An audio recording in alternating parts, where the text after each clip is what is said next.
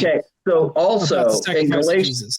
In Galatians chapter 3, Paul tells the Galatians that many of them saw Jesus crucified before their very eyes. Where's that at? Galatians chapter 3. What verse, though?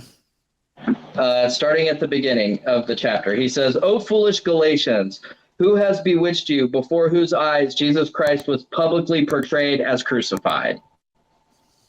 Clearly portrayed as crucified. That doesn't actually say that he was crucified, like in front of the Jews, like on earth or anything like that. He was clearly portrayed as being crucified. I totally get that. But again, when you look at the context, he's admonishing them for being stupid when they saw it happen. That's not what he says. He doesn't say you saw Jesus get crucified. He says Jesus Christ was clearly portrayed as being crucified, as crucified. Now, I think in this particular verse, you can't really discern between Jesus being, or the Messiah rather, Jesus Christ, being portrayed as being crucified in the scriptures versus a hallucination versus actually being crucified in front of the Jews. Also, was Jesus crucified in Galatia? No, he was crucified in Jerusalem. Okay, so but that doesn't mean that people living in Galatia at the time that Paul wrote that letter, because you're looking at 20 years later. So there could be leaders or whoever in the church in Galatia that had been sent from Jerusalem. We don't know that. All we know is he says, many of you, not all of you, but many of you. I don't know. I mean, it says, you foolish Galatians. He's talking to all of them. Who has bewitched you? Before your very eyes, Jesus Christ was clearly betrayed as crucified. I mean, I don't see him saying many of you have seen this. Not all of you, but many of you. Okay, so, so maybe a distinction there. Okay, fair enough. I did just read that, so I don't know. Okay. Well, so my point though is that at the end of chapter 3 there, going all the way through chapter 4, Paul is using an allegory in order to explain the sacrifice of Jesus. And so, I mean, regardless of how it's an allegory or whether he was being metaphorical or allegorical there, it's still the whole born of the woman, born under the law is a weird way to reference actually being born and being a Jew. And even at the time of the writing, a lot of people would have felt that same way. Like, this is a weird way to phrase this. Even Peter in his epistles say that Paul's letters are hard to understand, that the dude talks around in circles, and then that many people use this to twist the scriptures to their own destruction or whatever. So, I get that you're saying that, if this is what Paul means, it's a weird way of saying it. But also from biblical evidence, we can see that was just Paul. Paul was kind of eccentric. I don't think that means that Paul didn't actually believe in a flesh and blood Jesus, because I just see too many references to that to discount that that would be something that Paul would believe. Well, Paul, in the minimal mythicist position, posits that Paul did believe in a flesh and blood Jesus. It's just that he only stayed in the firmament. So it's not like a ghostly or spiritual kind of Jesus. It's a real physical Jesus. A real physical Jesus that stayed in the firmament that doesn't exist. Well, like no, the I mean, firmament, the firmament meaning the heavens. Right. Well, I mean, the firmament, like to us, the firmament doesn't exist, right? Right. But to Paul, it did exist. Do you agree with that? That's not a word that we use. What's not a word that we use? Firmament. Like, I've actually looked into trying to, like, there is no definition of that word outside the creation story. Like, that word is just made up to the human language from the Bible. Well, right, but my point is that Paul believed that there was a firmament covering the earth. Paul believed that there were heavens. Paul believed those things. Paul believed that angels were physical beings. Right. And I'm not saying that Paul couldn't be mistaken, But what I am saying is I just don't see the references, and I still don't understand where you get the idea that Jesus only existed in the firmament from Paul's writings. Like I said, from the ascension of Isaiah, yes, that absolutely says that there. But I don't get where you get that understanding unless you're eisegeting it into the text.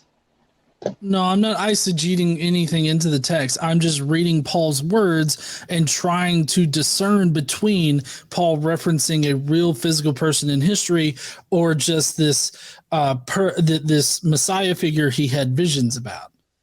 Like that's what I'm trying to discern. And so, like, there's is it? I can't remember which Romans passage it is. Maybe it's Romans 9:5. Paul mentions the archons of this aeon. Do you perchance remember him mentioning the archons of this aeon? No, but I'm looking up Romans 9 to see if it's in there. Oh, yeah. So it's not 9. It's not 9:5. It is. Or wait. Hold on, I'm gonna look at the actual verse real quick. I got it in my notes. Oh yeah, it's it's 1 Corinthians 2:8 is where it's at. Do you have that in front of you, or you want me to look it up? Yeah, well, I've got it. I'm reading NIV, but it's whatever. Yeah, so it says, "We do, however, speak a message of wisdom among the mature." But not the wisdom of this age or of the rulers of this age who are coming to nothing. No, we declare God's wisdom, a mystery that has been hidden and that God destined for our glory before time began. None of the rulers of this age understood it, for if they had, they would not have crucified the Lord of glory. So the rulers of this age, the archons of this aeon, is a weird way to, if you wanted to refer to the Romans, he could have just said the Romans. But he wasn't just talking about the Romans, because it wasn't just the Romans. It was the Romans. It was Herod Antipas. It was Caiaphas and the Pharisees. Like, all of the rulers of the time had a part in crucifying Christ. To be honest, the Romans had the smallest part because Pontius Pilate didn't want anything to do with that. Well, I mean, that's if you take he was under pressure from the religious leaders. Right. The Gospels don't relay that as accurately as you probably believe it to. But still, the rulers of this age, like, I mean, that's if he wanted to list off the people, like if I was looking to list off the people that had a hand in crucifying him, then I would just list them off. Saying the rulers of this age is a vague way to discuss it, but also, did Paul not consider Satan to be the ruler of the world? I mean, I think you're putting that onto the text that you just read. No, I'm not, because he literally says that Satan is the ruler of this world. He uses the exact same kind of phrasing there, the same way he's referencing the rulers of this age. And Paul's entire theology is surrounding the fact that Satan is the ruler of this world, and he's the ruler of this age. Like that's his entire theology of right. Because and I'm going to get into a little off topic here, but when Paul references Satan being the ruler of this age, he's talking about, or the ruler of the world or whatever, he's talking about the church age, which is what we're in now, what we've been in for 2,000 years. He's talking about the devil, about Satan being free, right? Like he's free to run roughshod. It's in Revelation, it talks about when the 1,000 years have ended and Satan is released to tempt the masses or whatever. And so that's what Paul is talking about. Where is that in the text? Because I feel like you're just reading that into Paul's words. Well, you are partially correct. That's not in Paul, that's in Revelation, but it's what makes sense. It's what helps understand what Paul is talking about is what's written in Revelation. So Revelation, because Revelation, a lot of people think that Revelation is only about stuff that hasn't happened yet, and I don't believe that's true. I think a lot of the stuff that was in Revelation has been fulfilled already. Okay, but see, Revelation was written in the 2nd century, which was at least 50 years after Paul was writing. So I don't see how this right. helps. But just because, and again, I disagree with your dates. But even if that's true, even if I allow for a 2nd century writing, I think it was a very late 1st century. But just because something wasn't written down until later doesn't mean it wasn't understood before. I mean, I can agree with that, but there's no evidence in Paul that he thought that. Right, but there's also no evidence in the passage that you just read that Paul was referring to Satan when he referred to the leaders of the age.